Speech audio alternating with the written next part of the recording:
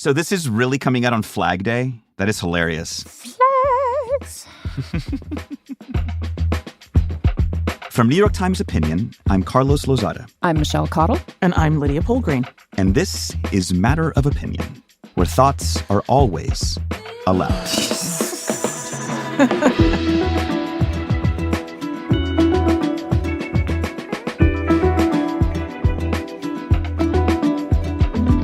All right, we're back. Actually, Ross isn't back until next week, but Michelle and Lydia and I are reunited, and it feels so good. And we've got a special guest today for a conversation about the Supreme Court. Jesse Wegman is a member of the New York Times editorial board and writes frequently about the High Court. Any action on that beat lately, Jesse?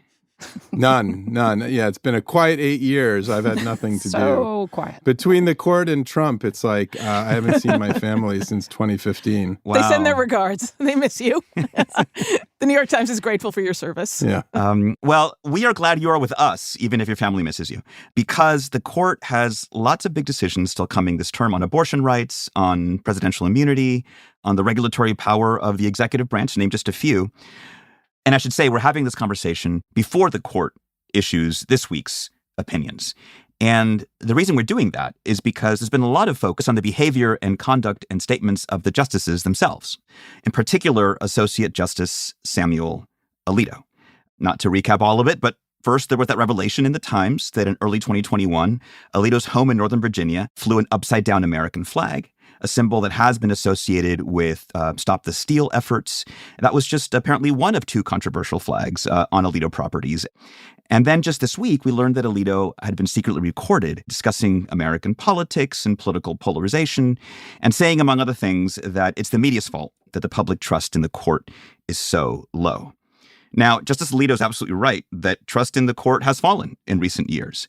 And we're going to explore why that is in our conversation and what happens to an institution like the Supreme Court when the public trust that it commands weakens. So does that sound like a plan? Let's do it. So good. All right. Beautiful. First off, though, let's start off with that sort of weird recorded conversation. Michelle, can you tell us what that was all about? Oh, you know I'd be delighted. So earlier this month, a woman who self-identifies as an advocacy journalist posed as a conservative Catholic in order to secretly record conversations with some of the justices at this private Supreme Court gala. So at the event, she pushed Samuel Alito and John Roberts on the idea that the SCOTUS should be working to put the United States on a more godly, moral path. Alito totally agreed with her. Roberts pushed back, to his credit, and the episode has thrown gas on the already brewing controversy over some of the justices and especially Alito's ability to serve as objective umpires in hot-button cases. So that is kind of where we are with another burst of outrage over personal questions about the justices' behavior or statements. So what struck you guys most from what Alito said in these unguarded moments? Well, the bar is remarkably low here to say the right thing. I think if you're a Supreme Court justice, it's probably wise to assume that somebody somewhere is recording every single word you say. And John Roberts, the Chief Justice, said what a Supreme Court justice should say, which is, that's not our job. It's not our job to put the nation on a moral path. Our job is to decide the cases before us. And he also pushed back on the notion that America's a Christian nation. This is a low bar. It's not hard to say those things because that's the job of a justice, is to show that you are approaching the job with as much fairness as is humanly possible. Samuel Alito either isn't capable of or doesn't care to do that.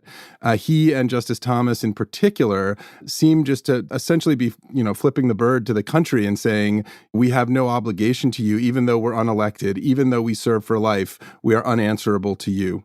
Yeah, that's what struck me about him with Alito's response. I question the appropriateness of secretly recording people in private or kind of what they understand to be private settings. But that said, it kind of just fuels the whole sense that he just has complete disdain for the public's concerns about the court, especially when public trust in the court is in the absolute toilet. So whatever he really thinks or whether he was just being agreeable or whatever, it just kind of feeds the bigger picture of him as somebody who cannot be bothered. Well, Alito is notorious for his agreeability, right? Everyone knows that he's just well, it's the same thing. It's his brand, right? It's the same thing with the flag, right? I mean, he has all these kind of flimsy excuses about his wife putting the flag up, and he didn't see it, and he didn't know what it meant, and I don't really necessarily believe any of those, but even let's credit him with all of those and say, even still, you've been a justice of the Supreme Court going on 2 decades now. You know that is hugely inappropriate to do something like that. I mean, people in far lower positions of government would be fired over things like that. So just the absolute disregard for the most basic obligations of one of the top jurists in the world is what's so shocking here and so upsetting and so damaging to the legitimacy of the court. Okay, can I dissent here? Please, please. I just, Your Honor. I listened to the recordings, and then I read the transcript of the recordings multiple times just to see if I was getting something wrong, because I did not have a major freak out. Or even a minor freak out over the content of these recordings. It does not surprise me or bother me to learn that Samuel Alito believes the decline of religious observance in America is not a good thing. The godliness thing, by the way, that's the term that like everyone has seized on. It is not a term he used. He expressed agreement with the idea. He did it in what he thought was a one-on-one conversation with someone he'd met before at this nonprofit fundraising dinner. I'm frankly more upset with the fact that annual dues and $500 can buy you that kind of direct access to the justices. His views on polarization were, to my mind, fairly mainstream and probably correct. Like he said, there can be ways of working, of living peacefully together, but it's difficult. Then he explains why it's difficult. Because the differences on fundamental things really can't be compromised. That, to my mind, is an entirely accurate description of how polarization and culture wars are playing out in America. Right. The last thing I'll say is that I think the comparison with Roberts is slippery and is unfair. The comments by the two justices are in response to two very different questions. When Lauren Windsor is talking to Alito, she's saying broadly that people of faith should try to win moral arguments in America. That's what Alito is agreeing to. When she's talking to Roberts, she asks him far more specifically, should the court use its power to guide us down this moral path? That's what he disagrees with. These are two different questions. And that's why I'm not surprised they elicit different answers. Yes, but I also think and this is, I think, in some ways bolsters your point. There are things that Alito has said quite intentionally in speeches that you can watch on YouTube that make very clear his beliefs about the role of religion in public life and what religious liberty actually is, which is, I would say, a very unorthodox American interpretation of what religious liberty is. So I would tend to agree with you that, these remarks in and of themselves might not seem that sort of shocking, but when you take them as a sort of constellation of his priors. But sorry, Jesse, you were about to jump in. I actually was going to say what Lydia just said, which is this is part of a much larger pattern that we have become very familiar with in Sam Alito. Let's not forget, he's the author of the case that struck down Roe v. Wade. And while he couldn't, directly say in that case, well, it's religiously based, Justice Alito is on that side. And so it's really hard to, I think, hear these kinds of comments, which I will agree with all of you are not on their own the most egregious things I've ever heard a justice say, but it's hard to hear them and not tie them into all of these other examples of his attitude about religion, not just in public life, but in government, right? In terms of how the government treats religion, how the government treats religious claims as compared with other claims. And so I think you can't hear all of that without the echoes filtering through. So how much of an outlier on the court do you feel Alito is? Michelle talked about his complete disdain for the public's concerns about the court. How do the other justices sort of deal with that kind of question? I think that Alito and Justice Clarence Thomas are in a category of their own, just in terms of, really, really being incredibly dismissive of questions of accountability for their, speech behavior, things like that. Because I think Thomas is, there's just been like a string of reporting both about the activities of the political activities of his wife, but also his very, very, very expensive luxury travel sponsored by, people who arguably have business before the court. And there is an unseemliness to that. And I think that the total disdain and disregard for any kind of scrutiny of that behavior behavior is, to me, pretty shocking. Yeah, this is a question of being on a spectrum. All the justices at some point have done things that had to be reported or that you could arguably complain about. They've taken a trip, they've taken tickets. But, the question is this just a huge pattern? I want to add on here, Lydia used the term unseemly. It's certainly that, but I would go a good deal further. This is illegal behavior, right? This is against the law. Federal recusal law, for example, is very clear. It says any justice, judge, or magistrate judge of the United States, note the word justice in there, shall disqualify himself in any proceeding in which his impartiality might reasonably be questioned. Now, obviously, that's some broad language, but I think we have plenty of examples in recent years, particularly, of justices refusing to recuse themselves, even in pretty extreme circumstances like the ones we've seen with Justices Thomas and Alito. And these justices seem to act largely with impunity. Okay, Jesse, can you just back us up for a minute and go over the kind of recent brewing controversy over the January 6th themed cases and the refusal of recusal with these guys? Well, so that might be the most egregious example of all, right? We have several cases relating to the events on and around January 6, 2021. The highest profile one is the one in which Donald Trump is being prosecuted for his role in the insurrection and has claimed complete immunity from prosecution because he was president at the time. I won't get into the weeds of the argument, but it's an absurd, completely ahistorical, completely illogical argument, and the Supreme Court is taking its sweet time deciding it, essentially making it impossible to have a trial in that case before the election. But in all of these cases, all 9 justices are sitting. And the argument you could make is that at the very least, Justice Clarence Thomas should be recusing himself from anything related to January 6th because of the behavior of his wife. Ginny Thomas is a well-known, hardcore right-wing activist who has been in the middle of so many issues that have come before the court for the last several decades. And on January 6th, she was literally at the ellipse listening to Donald Trump give his speech, sort of riling up the crowd, which then later stormed the Capitol. Now, she says she left before the crowd went to the Capitol. Fine. I believe that. But the bottom line is she is way too close to this case, and she is way too close to him by his and her own admission. They are an extraordinarily close couple to make anybody, I think, feel reasonably comfortable that Justice Thomas is approaching these cases with anything like an open mind. And so I think that might be the most extreme example of sort of where a justice should be recusing under the standards of federal law and is not. How about Justice Alito? Like after the flag stories were reported in the New York Times, Democratic lawmakers called on Alito to recuse himself from these cases involving the Trump immunity case and sort of in cases involving January 6th. Alito wrote a letter explaining why he was declining to do so.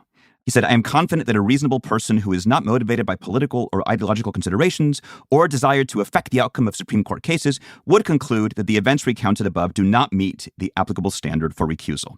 I'm therefore required to reject your request." Required, no less. It's not him. It's not him. It's just. Should he? Should Alito? You've laid out the case for Thomas. Do you all think Alito as well should recuse himself from these cases, and why? Let me say this. This gets to the ethics code. Sorry, I'm going to give a little background here. The Supreme Court is not bound by any code of ethics. The lower federal courts have been bound for about 50 years by a very clear code of ethics, which probably would have required the recusal of both Justices Thomas and Alito in these cases. But the Supreme Court has never been bound in this way. It drafted its own code of ethics last fall, and I and many other observers of the court pointed out very quickly, because it was very obvious, that this code falls short in a number of ways. And you can hear the echoes of the way it falls short in Justice Alito's letter there. So just to use one example, what does he say there at the beginning, Carlos? He says something like, "I am confident that a reasonable person who is not motivated by political..." Right, that's the standard in the code of conduct. That is weird... This new code of conduct, for better or for worse, has that standard. The justice should disqualify himself when a reasonable person aware of all the circumstances. Where the hell, excuse me, but where the hell did the court come up with that standard, right? I mean, all right, let's talk about that for a minute. Okay, the reasonable person standard, that's a real thing that the law relies on a lot. It's a kind of common sense approach to gray areas in human conduct, all right? But the court's code of conduct says reasonable, unbiased person. And I was like, wait, where did unbiased come from? That's not a standard in the law. And what does unbiased even mean? And what does Justice Alito even mean when he says who is not motivated? Like, what is he talking about? Like, why is the person's political motivation or personal politics even relevant here, right? This is, I mean, yes, a single kook could ask for the recusal of any justice, and we're not going to just accept that will kind of, that any one person could change the makeup of the court for a given case to affect the outcome. But come on, I mean, this is like millions of people around the country are pointing out that the justice himself has implicated himself in his behavior and in his wife's behavior. And I'm shocked at the weakness of his arguments for why he shouldn't recuse. Yeah, I think that this gets to sort of the bigger question of kind of bias and politicization and, you know, this idea of the legal priesthood and how the court has talked about itself, right?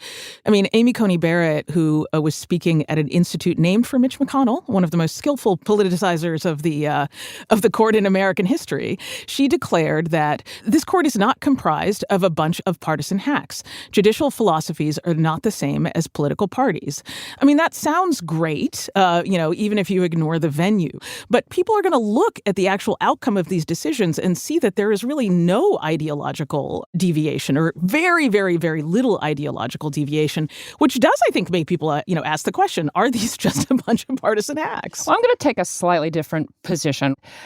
I draw a distinction between following a process and reaching a certain outcome that is in keeping with the job in general versus, say, being Clarence Thomas and going and speaking at a right-wing fest or, Michelle, you mean ideology versus partisanship, right?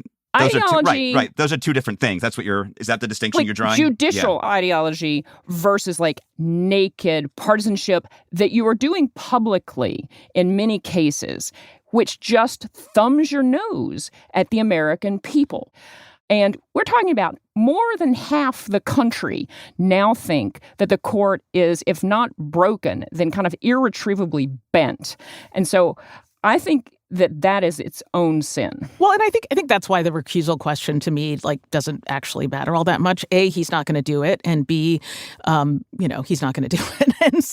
And that points to the sort of the deeper underlying problem here, right? Is that this is a court that feels completely untethered from accountability in any sort of big, reasonable sense. And look, our Constitution was designed that way, right? I mean, these are lifetime appointments. These are not elected judges. We can talk about the role of politics and judges and the history and all that kind of stuff. But what's absolutely clear to me is that the democratic sort of legitimacy of the court was always tenuous by design, but it feels that there's just been a fundamental uncoupling in a way that feels quite dangerous. Yes, the court by design is a fragile institution. It exists both within and without American politics.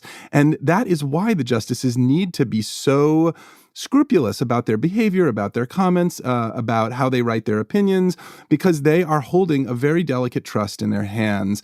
And they need to honor the previous courts. They need to think about future courts. And courts have been made up of people who are chosen for political reasons all the time. I don't want to pretend that this is somehow new, but there is something new in the partisan hard-headedness of this. I think what we haven't mentioned yet is that the makeup of this current court was created entirely out of the most intense partisan hardball any of us has ever seen in our lifetimes, which is Mitch McConnell and Senate Republicans literally blocking Barack Obama from filling a seat on the court after Justice Scalia died in 2016, and then doing the exact reverse in 2020 by forcing through Amy Coney Barrett at the last minute after people had already started voting in the 2020 election. There's no principle to it. It's simply about power, and it's about partisan political power. And that is what changed for me and for a lot of people, I think, changed the way we think about the court and what the court does and how the court behaves and what its role is in American society. So everything that I think about this court is through that lens. Let's take a break. And when we come back, we'll talk more about what can be done, if anything, to restore trust in the Supreme Court.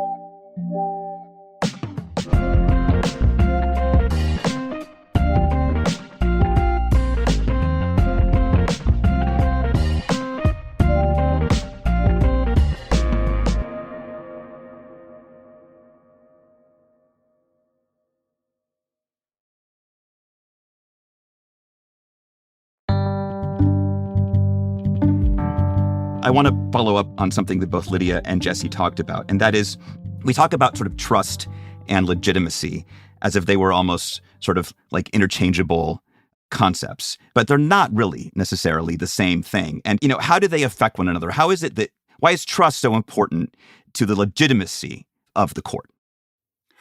So here's how I would put it. As Alexander Hamilton pointed out more than 200 years ago, the court has neither money nor guns, right? It's not like the Congress or the executive branch. They rely on the American people believing in them and accepting their rulings in order for them to have the power that they do. That is their legitimacy. And that legitimacy derives from the trust of the people. If the people don't trust in the court, there is going to be increasing pushback to the rulings of the court because they say this is not a valid ruling or this is a politicized ruling, whatever it might be. And the court gets a lot of breathing room in American society. The court has issued a lot of rulings that people abide by, even though they make a lot of people very mad. But I think this current court is really testing those outer limits. And I fear for what we're going to see in the coming years if it continues on the aggressive path that it's taking. So does anyone see a way forward for restoring some of this trust? Or is that just, wishful thinking? Part of it depends on how we pinpoint the problem, right? And this is an issue with sort of the practice of democracy writ large. Do you think of it as a process or do you think of it as an outcome? Is the problem with declining trust in the court, if they only got their code of ethics right, if is it procedural, right? Or is it like you see certain outcomes? Yeah. And then you decide, oh, this is a court that is too politicized and I don't trust it. Is trust a problem of process or a problem of outcome? Well, or is it also just a problem of perception, right? One comparison that I would make is obviously a much less powerful position, but one where the appearance of impartiality or of being partisan is really fatal is, the leader of a major news organization, right? You don't give money to political parties. You just sort of instinctively know that not just your personal conduct, but the conduct of your family members is going to be scrutinized, and that it's absolutely crucial to establishing the belief that you are approaching news and leading your organization with an open mind. And so I could just never imagine, an editor of a major newsroom having a stop the steal flag flying and then blaming their way. Like, it's just not a thing that would happen. But I will also note with some ruefulness that our profession, journalism, is one of the least trusted. So, we have these very strict ethical codes that we abide by, I think to great effect. But that clearly has not solved the trust problem, right? And I think that should chasten us in thinking that the adoption to great fanfare of certain standards of behavior are in and of themselves going to transform the landscape of trust. And I think, there are many, many reasons why people don't trust journalism, that don't trust journalists. But I don't think it's because of the ethical codes that we hold ourselves to.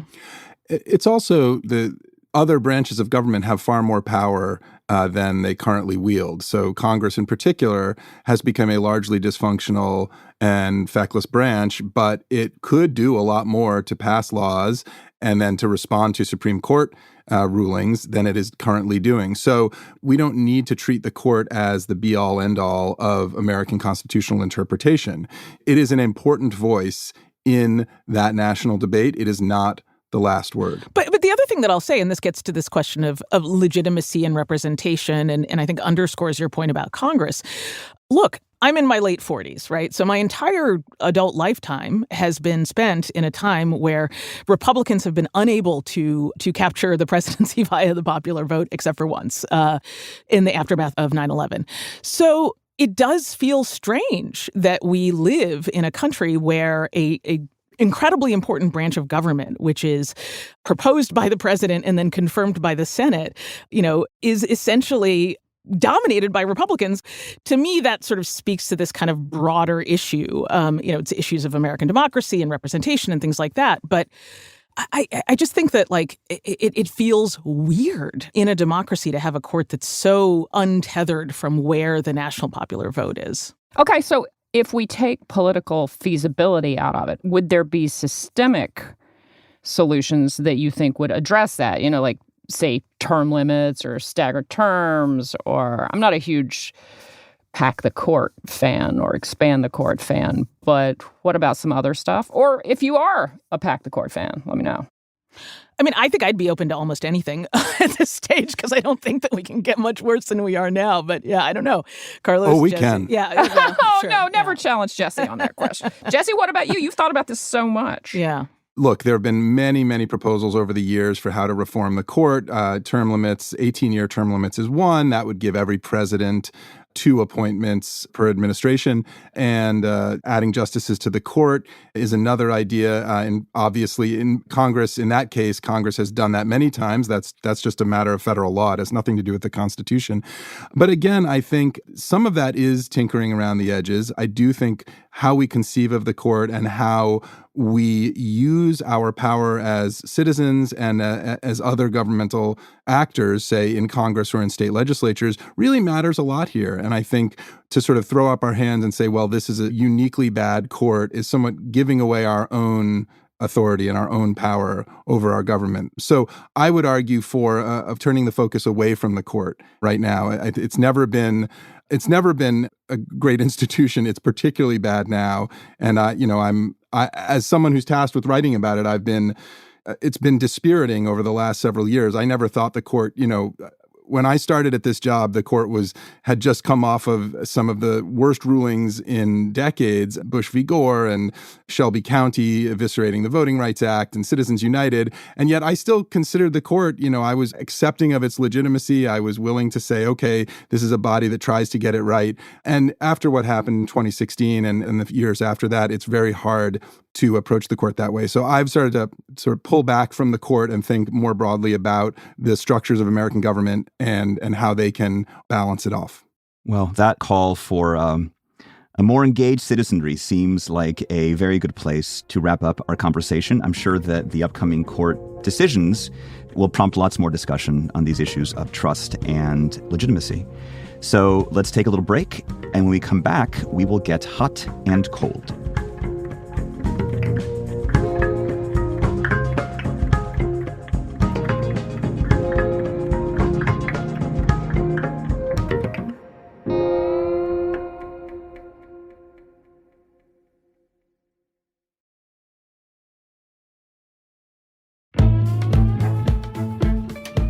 All right, it's time for Hot Cold, where at this point, everyone knows what it means. So I'm just going to say, and now it is time for Hot and Cold. Who's hot colding for us this week? I got it.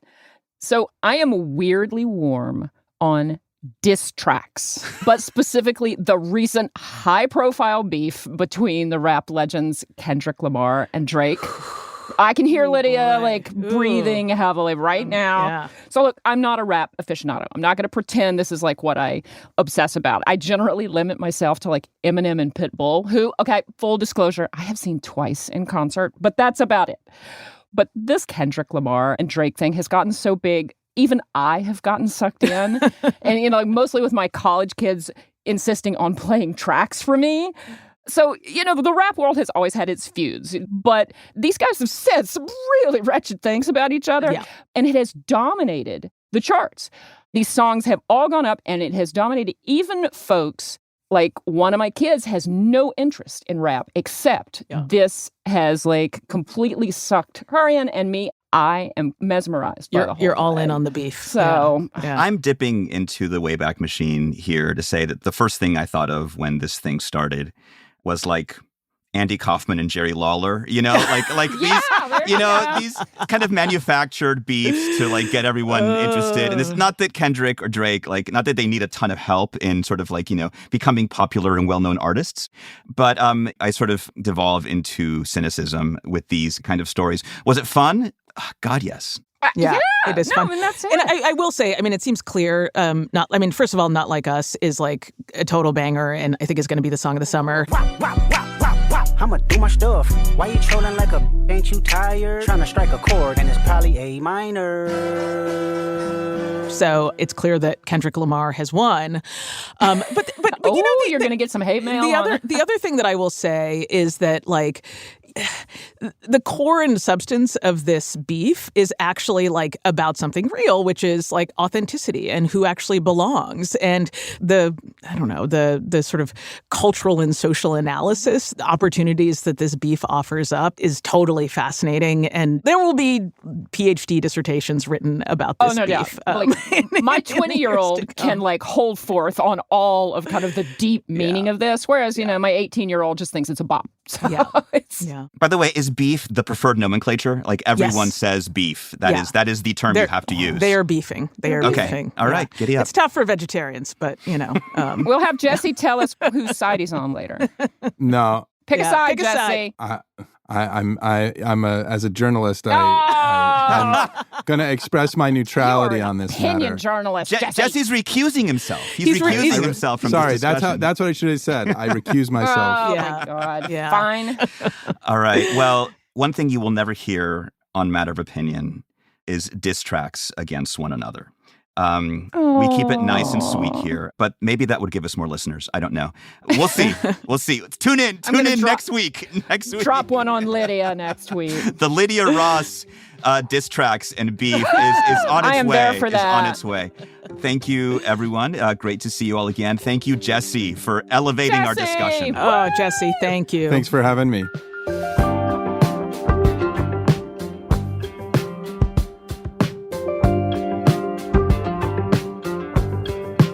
Thanks so much for joining our conversation.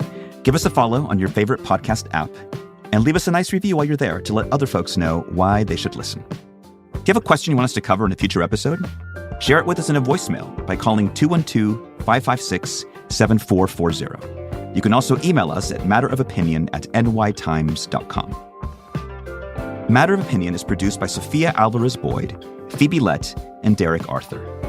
It's edited by Jordana Hochman. Our fact-check team is Kate Sinclair, Mary Marge Locker, and Michelle Harris. Original music by Isaac Jones, Efim Shapiro, Carol Saburo, Sonia Herrero, and Pat McCusker. Mixing by Carol Saburo. Audience strategy by Shannon Busta and Christina Samuelewski. Our executive producer is Annie Rose Strasser.